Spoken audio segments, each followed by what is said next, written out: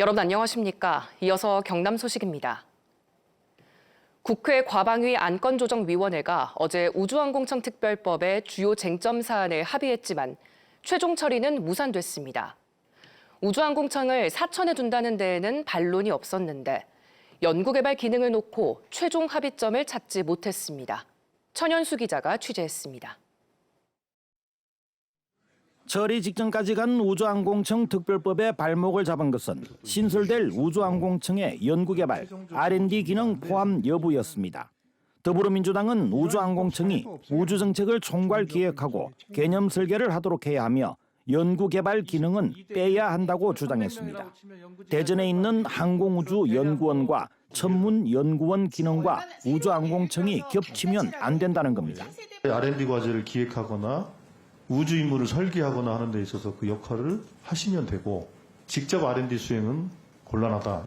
정부와 여당은 항우연이나 천문연이 할 수 없는 새로운 분야에 한정해 우주항공청이 연구개발할 수 있도록 길을 열어둬야 한다고 대립했습니다.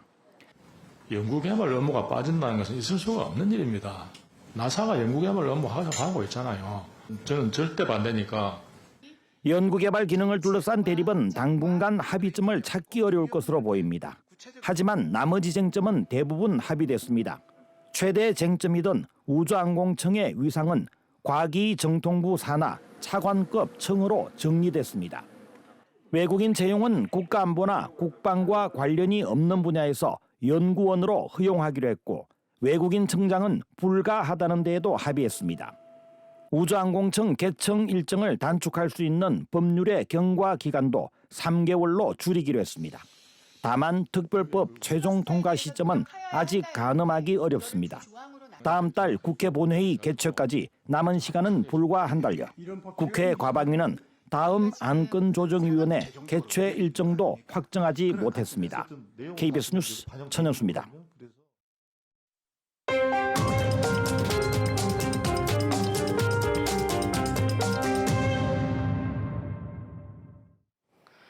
추석 연휴를 앞두고 노동자 2명이 숨진 김해 진영 오수관 사고를 조금 더 자세히 짚어보겠습니다.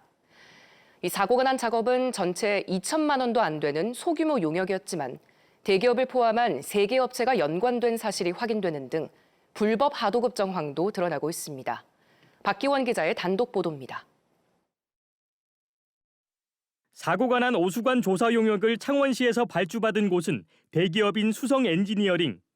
1,900만 원에 수의 계약했는데 정작 현장 조사에 나선 건 진주의 미래환경연구원이었습니다.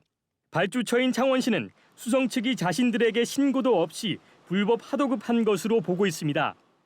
관련 지침은 용역을 하도급할 경우 발주처인 창원시에 승인 신청서와 표준 계약서를 제출하게 되어 있지만 수성 측이 이를 어겼다는 것입니다. 현재 발주처인 창원시와 도급업체인 수성, 하도급업체인 미래환경 모두 수사 대상입니다. 불법 하도급에 따른 관련법 위반이 추가로 드러날 경우 도급업체의 책임은 더 커질 수 있습니다. 창원시는 하도급 계약서를 제출해달라고 도급업체에 요청했지만 수성 측은 이를 제출하지 않고 있는 것으로 확인됐습니다. 해당 용역은 오수관 8개 지점을 조사하는 소규모 용역이었지만 도급업체와 하도급업체의 자회사까지 복잡하게 얽혀 있었습니다. 숨진 20대 노동자는 하도급업체인 미래환경 소속, 30대 노동자는 또 이 업체의 자회사 소속인 것으로 경찰 조사에서 드러났습니다. 경찰과 고용노동부는 하도급업체가 공사를 더 많이 따내기 위해 별도 자회사를 설립했고 안전관리 역시 하도급업체가 직접 수행한 것으로 보고 있습니다. 관련 기관 조사에서 도급업체는 용역 중단 기간 발생한 사고로 강제 작업 지시는 없었다. 하도급업체는 업체에 통보하지 않고 작업자들이 현장에 간 것 같다고 진술한 것으로 알려졌습니다. 책임 회피 논란이 나오는 대목입니다. 사업 중지였던 상황들이었기도 하고 사전 조사였던 개념이 있지 않습니까? 저 대표님하고 조금 연락을 할 수 있을까요? 지금 회의 중이셔가지고. 고용노동부는 창원시와 업체 관계자들을 참고인 신분으로 불러 불법 하도급과 중대재해처벌법 위반 여부를 집중 수사하고 있습니다. KBS 뉴스 박기원입니다. 경남 주말엔 문화, 오늘은 경상남도 교육청 갤러리로 가보시죠. 경남교육의 대표 구호인 아이조화를 주제로 한 특별한 전시회가 오늘부터 열리는데요. 무형문화재 성각스님이 아이들의 천진난만한 미소로 속세에 전하는 위로, 감상해 보시죠. 진정은 기자입니다. 해발 786m, 남해에서 가장 높은 망운산의 작은 산사. 40여 년 이곳을 지킨 주지 성각스님의 선서화가 펼쳐집니다. 거침없는 붓끝에서 달과 산, 그리고 천진한 아이의 미소가 순식간에 화선지를 채웁니다. 고요한 참선을 통해서 문득 깨달은 바를 화선지에 체온과 비움의 미학적 정신이 선서합니다. 성각스님의 작품 29점이 경상남도 교육청을 찾았습니다. 얼굴을 맞대고 손을 흔드는 엄마와 아이의 환한 미소. 산에서 핀 하얀 연꽃을 바라보는 호기심 어린 미소. 둥근 보름달 안에서 수천 년 이어진 억겁의 미소. 환하게 우리가 이렇게 미소 지으면은 다소의 괴로움이 있더라도 그 번뇌가 말끔히 가시겠죠? 그 순간만이라도. 부산시 무형문화재 선화 제작 기능 보유자인 성각스님은 40여 년 동안 예술성과 수행을 겸비한 선서화로 불교 대중화에 앞장섰습니다. 해맑은 아이의 미소로 속세의 번뇌를 잊고 화합하라 이르고 있습니다. 긍정적인 마인드를 제공함으로 해서 훨씬 더 편한 세상, 아이들이 즐겁게 뛰놀 수 있는 세상, 환한 세상. 경상남도 교육청은 대표 교육구호 아이조화를 주제로 이번 전시회를 마련했습니다. 선서화에 담긴 우리 가슴 속 숨어있는 아름다운 미소를 찾기를 바라는 마음에서 이번 전시를 기획하게 되었습니다. 성각스님의 선서화 특별 초대전 아이조화 미소조화는 오는 20일까지 경남교육청 이청사 갤러리에서 이어집니다. KBS 뉴스 진정훈입니다. 깊어지는 가을을 느낄 수 있는 요즘입니다. 오늘도 북서쪽에서 남하하는 찬 공기로 인해 쌀쌀하게 출발하는 아침인데요. 현재 기온 거창이 9도, 함양이 10도를 보이는 등 예년보다 낮게 출발하고 있고요. 한낮에는 22도 안팎으로 어제와 비슷하겠습니다. 오늘 우리 지역의 하늘 가끔 구름 많다가 차차 흐려지겠습니다. 미세먼지 농도는 좋음 단계로 공기질 쾌청하겠습니다. 다가오는 한글날 연휴에는 아침 기온이 다시 오르겠습니다. 예년 이맘때 수준의 가을 날씨를 되찾겠는데요. 휴일인 일요일 오전에는 해안가를 중심으로 약하게 비 소식이 있겠고 한글날에는 구름만 가끔 지나겠습니다.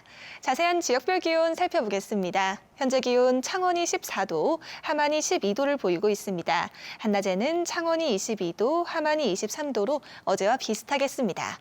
서부 지역도 진주가 13도, 합천이 11도로 출발하는 아침이고요.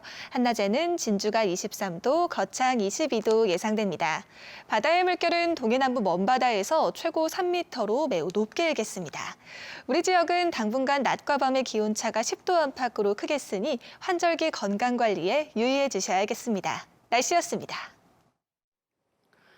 출장 중이던 소방대원들이 고속도로에서 위태롭게 주행하던 저혈당 운전자를 구조한 사실이 알려졌습니다.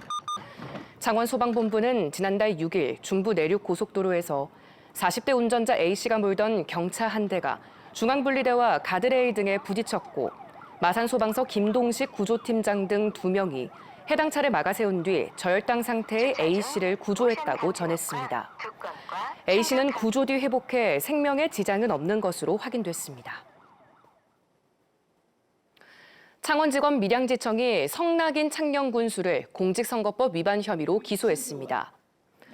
성 군수는 경남도 의원 신분이던 지난해 하반기 자신이 속한 단체에 일정 금액을 기부한 혐의를 받고 있습니다. 성 군수는 김부영 전 창녕군수가 숨진 뒤 지난 4월 치러진 보궐선거에서 무소속으로 출마해 당선됐습니다. 경영난으로 지난 1월부터 휴관한 통영 가상현실체험관, 통영 VR존이 이달부터 운영을 재개합니다. 통영시는 비용 최소화를 위해 운영일을 주 3일로 줄여 시설을 직영으로 운영하기로 했습니다. 통영 VR존은 2020년 국비와 지방비 등 사업비 50억 원을 들여 개관했지만 이용객이 적어 적자를 기록하면서 시설 폐지를 검토했었습니다. 한화오션이 사내 아이디어 공모에 포상금 최대 3억 원을 걸고 원가 절감에 들어갔습니다. 한화오션은 임직원을 대상으로 생산과 설계, 구매, 품질 분야에서 원가 절감 아이디어를 공모해 시행한 뒤 성과의 1%에 해당하는 상금을 최대 3억 원까지 지급할 계획입니다. 경상남도와 부산, 울산시가 부울경 초광역권 발전 계획을 공동 수립했습니다. 초광역권 발전 계획은 올해부터 2027년까지 수립하는 5년 단위 법정 계획으로 그제 최종 원안이 가결됐습니다. 이번 계획에서는 1시간 생활권 조성을 위해 41조 원의 사업비를 들여 울산과 부산, 창원, 진주를 잇는 철도교통 기반 시설과 KTX 경부고속선 울산지선 신설 등을 추진합니다. 올해 4분기 경남과 부산, 울산의 제조업 경기는 전분기 대비 원만하게 하락하는 반면 비제조업 경기는 나아질 것이라는 전망이 나왔습니다. 한국은행은 4분기 자동차와 철강 생산이 소폭 감소하면서 동남권 제조업 경기가 완만하게 하락할 것으로 예상했습니다. 반면 서비스업 생산은 여행 수요와 화물 물동량 회복에 따라 운수업 업황이 개선되고 숙박 음식업 경기가 살아날 것으로 전망됐습니다. 경상남도 기록원은 국가기록원이 소장한 경상남도 중요 기록물 23만여 건에 대한 이관 작업을 마무리했다고 밝혔습니다. 이관 기록물은 1946년부터 2010년 경남 자치단체에서 생산된 것들로 농지원부와 건축허가, 도시계획, 산업단지 개발 등의 자료로 이관 작업은 4년에 걸쳐 진행됐습니다. 뉴스를 마칩니다. 시청해주신 여러분 고맙습니다.